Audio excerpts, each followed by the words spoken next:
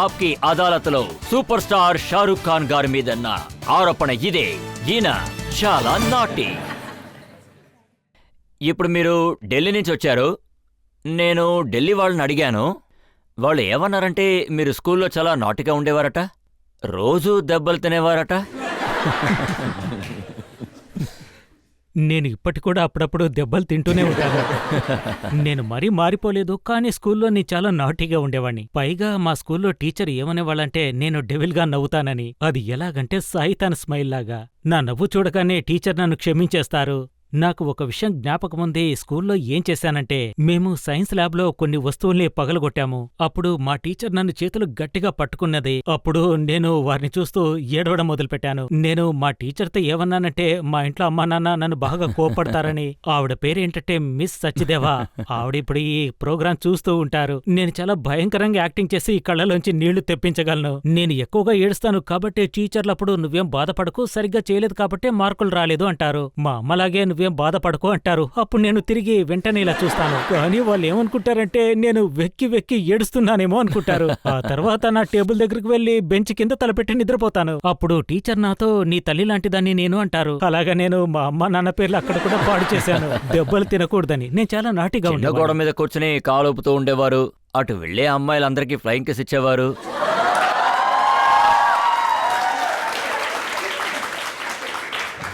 అది దాన్ని నా ప్రొఫెషన్గా మార్చుకున్నాను కదా. ఎప్పుడు ఇలాగే చేశాం, ఇలా అంటుండేవాణ్ణి. అలాంటప్పుడు ఒకసారి మా నాన్న పక్కన ఒక 16 ఏళ్ల అమ్మాయి ఉంది. నా వయసు అప్పుడు 5 ఏళ్లుంటే స్కూల్కు వెళ్లే వయసు కాదది. తను మా ఇంటికొచ్చి మా నాన్నతో ఏం చెప్పిందంటే, నన్ను చూపించి మీ అబ్బాయి గోడపైన కూర్చొని నా వంక చూస్తూ ఫ్లయింగ్ కిస్ ఇస్తూ చప్పట్లు కొడుతూ స్వీట్ హార్ట్ అంటూ పిలిచేవాడని చెప్పింది.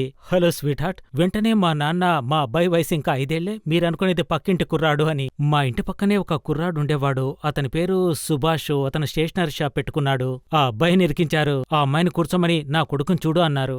నేను 5 ఏళ్ల కుర్రాడనగానే ఆ అమ్మాయి సారీ అంకల్ అన్నారు. ఆ తర్వాత నేను లోపలికి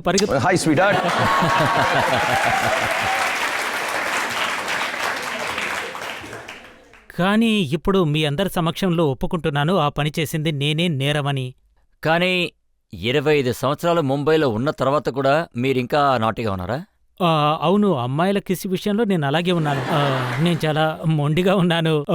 ఇప్పుడు నా పిల్లలు కూడా పెద్దవాళ్ళయ్యారు. వాళ్ళు నాతో చెప్తుంటారు, నాన్న మీరు ఇలా ఉండకూడదని, ఎందుకంటే మీకు వయసు అయింది, మీరు పెద్దవాళ్ళయ్యారని, మీరిలా నాటిగా ఉండకూడదని చెప్తారు. అప్పుడు నేను వాళ్ళకి వయసు వచ్చిందేమో కానీ నాకు వయసు కాలేదంటారు. సో నేను అప్పుడు అలాగే ఉన్నాను, ఇప్పుడు అలాగే ఉన్నాను. పైగా మరొక విషయం, నేనంత హార్మ్ఫుల్ కూడా కాదు.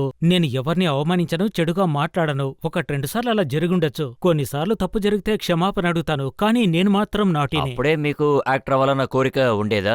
మీ ఫ్రెండ్స్ అందరూ చెప్పేవారు మీరు హెయిర్ కట్ వెళ్ళినప్పుడు ధర్మేందర్ హెయిర్ కట్ కావాలి లేదా అమితాబ్ హెయిర్ కట్ కావాలని. అవునవును, ఒకసారి నేను స్కూల్ కు వెళ్లేటప్పుడు గోల్ మార్కెట్ లో, కొలంబస్ స్కూల్ చాలా స్ట్రిక్ట్, నా జుట్టు పొడవుగా ఉండేది. సో అసెంబ్లీ నుంచి మా ప్రిన్సిపాల్ పంపించేస్తారు. ముందు హెయిర్ కట్ చేసుకురా, వెళ్ళిపో అంటారు. ఆరిష్ బ్రదర్స్ చాలా స్ట్రిక్ట్ గా ఉండేవాళ్లు. అలాగే ఉదయాన్నే నేను గోల్ మార్కెట్ కు వెళ్లేవాన్ని. ఇక్కడ కళ్ళు నిలుపుకుంటూ సగం కళ్ళు తెరిచిన ఒక వ్యక్తి కూర్చుంటాడు.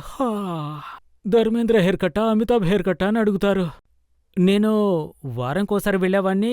ఒక్కోసారి ధర్మేంద్ర, ఒక్కోసారి అమితాబ్ అనేవాణ్ణి. నాకు ఎప్పుడూ ఆయనే కట్ చేసేవారు. చాలా దారుణంగా కట్ చేసేవారు. చాలా వర్స్ట్ గా ఉంటుంది. అయితే మీకు యాక్టింగ్ చేయాలనే ఇంట్రెస్ట్ చిన్నప్పటి నుంచే ఉండేదా లేదా టీనేజ్ తర్వాత ఉండేదా? లేదు, నేను యాక్చువల్గా స్పోర్ట్స్ మ్యాన్ అవుదామనుకున్నాను. నాకు చాలా కోరిక మన దేశం తరపున ఒక స్పోర్ట్స్ మ్యాన్ అవుదామని. హాకీలో, క్రికెట్లో లేదా ఫుట్బాల్లో నాకు చాలా కోరిక ఉండేది. నేను ఇండియా తరపున ఆడాలని.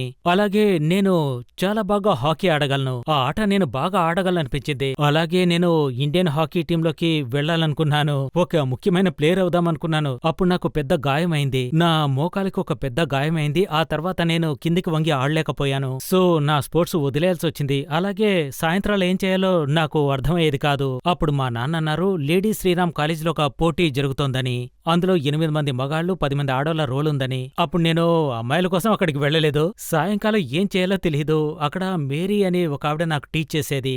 నా స్పోర్ట్స్ కెరియర్ ముగిసిందని చాలా బాధలో ఉన్నాను. అప్పుడు నేను నా పని మొదలు పెట్టగానే టెలివిజన్ కూడా అప్పుడే వచ్చింది. అప్పుడు నాకు టెలివిజన్లో ఒక రోల్ కూడా వచ్చింది. అందులో నేను చేస్తూ ఉండగా నాకు ఒక సినిమాలో అవకాశం వచ్చింది. అది కూడా జెన్యూన్ గా వచ్చింది. నేనసలు ఊహించలేదు. నేను బొంబాయికి వెళ్ళినప్పుడు కూడా నా ఫ్రెండ్ బేరీ జాన్ అని ఉండేవారు. ఎన్ని రోజులు ఉంటావని అడిగారు. అందుకు నేను కొన్ని రోజులే ఉంటాను అని చెప్పాను. మా అమ్మ నాన్న చనిపోయారు, నేను వెళ్ళొస్తాను అని చెప్పాను. ఇప్పటికి 25 ఏళ్లైంది. ఇప్పటి కూడా అడుగుతున్నారు, ఏమయ్యా ఎప్పుడు తిరిగొస్తావని. కొంతమందేమో అక్కడి నుంచి పంపించాలని చూశారు, మిగిలిన వాళ్ళేమో ఎప్పుడొస్తావని చూస్తున్నారు. కానీ నాకు సినిమాలో యాక్ట్ చేయాలని ఉద్దేశమేమీ లేదు. టీచర్స్లో ఎవరైనా మిమ్మల్ని ముంబైకి వెళ్ళొద్దు, యాక్టర్ అవ్వద్దని చెప్పారా? అదేంటంటే నేను ఇక్కడ ఎంతమందినైతే కలుసుకున్నానో వాళ్ళ పేర్లు చెప్పను, కానీ వాళ్ళందరూ నాకు ఫ్రెండ్సే. వాళ్ళు నాతో ఏమనేవాళ్ళంటే, నువ్వు చాలా అసహ్యంగా ఉంటావని, అలాగే నీ మొహం కాస్త కూడా బాగుండదు అని చెప్పారు. నువ్వు యాక్టర్ కాలేవు, సాఫ్ట్గా లేవన్నారు. ఆ తర్వాత నేనొక డైరెక్టర్ని కలిశాను. ఆయన పేరు కూడా చెప్తాను, మన్సూర్ ఖాన్ సార్. మన్సూర్ ఖాన్ సార్ ఆయన నన్ను పిలిచినప్పుడు ఆయన అప్పటికే చాలా పెద్ద పెద్ద సినిమాలు చేస్తున్నారు. ఖయామత్ సే ఖయామత్ తక్. నేను చాలా ఆతృతగా ఆయన కలిసినప్పుడు ఆయన ఏమన్నారంటే, నువ్వు చాలా ఇంట్రెస్టింగ్ క్యారెక్టర్, నువ్వెలా ఉన్నావంటే ఎలాంటి క్యారెక్టర్ అయినా నీకు ఇవ్వగలనన్నారు.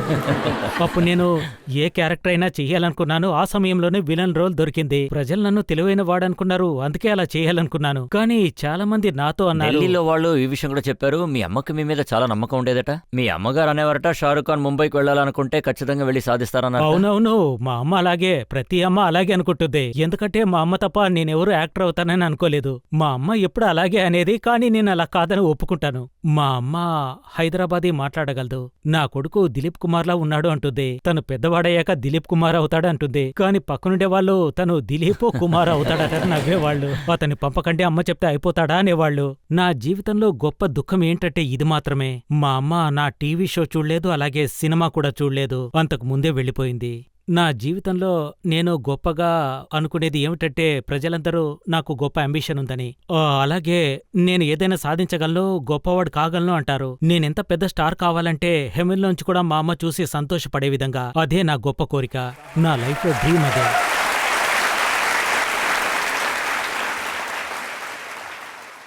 ఢిల్లీ వాళ్ళు ఇది కూడా చెప్పారు, మీరు నేషనల్ స్కూల్ ఆఫ్ డ్రామాలో మీకు గురువుగా ఉన్న వాళ్ళందరూ ఉన్నారు, వాళ్ళ ఒళ్ళో కూర్చుని మీరు ఆడుకునేవారట, నిజమా?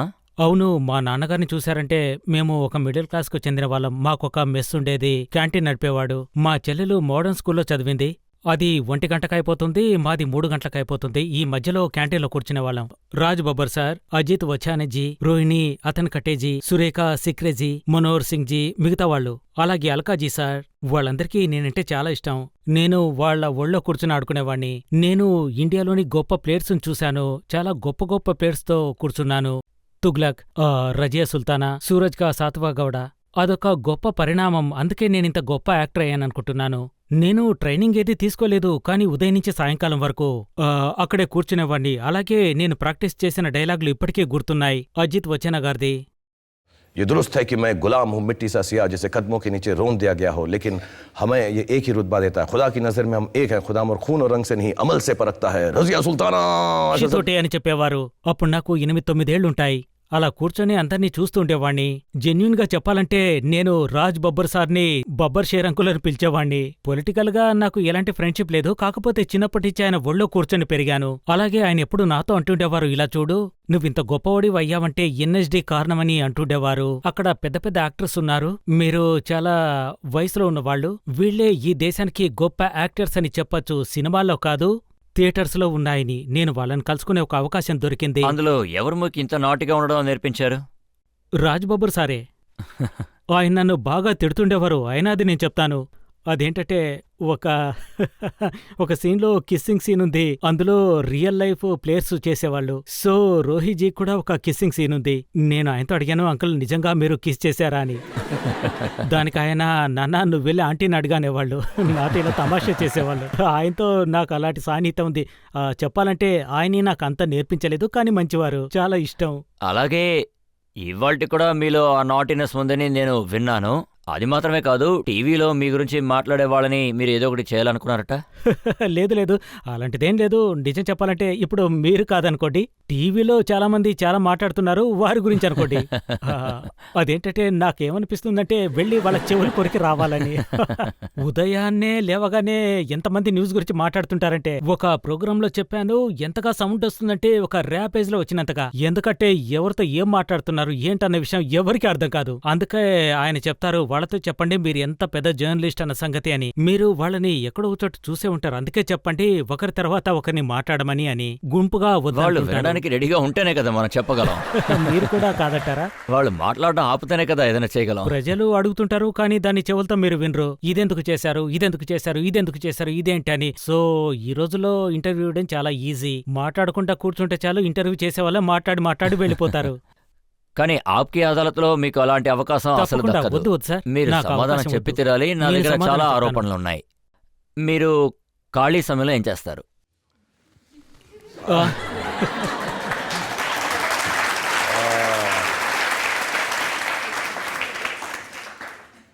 ఆ, నేను రోజు యోగా చేస్తాను, 2 గంటలు వాకింగ్ చేస్తాను, ఆ తర్వాత పూజ, తర్వాత నమాజ్ చేస్తాను, ఆ తర్వాత ఒక చోటికి వెళతాను.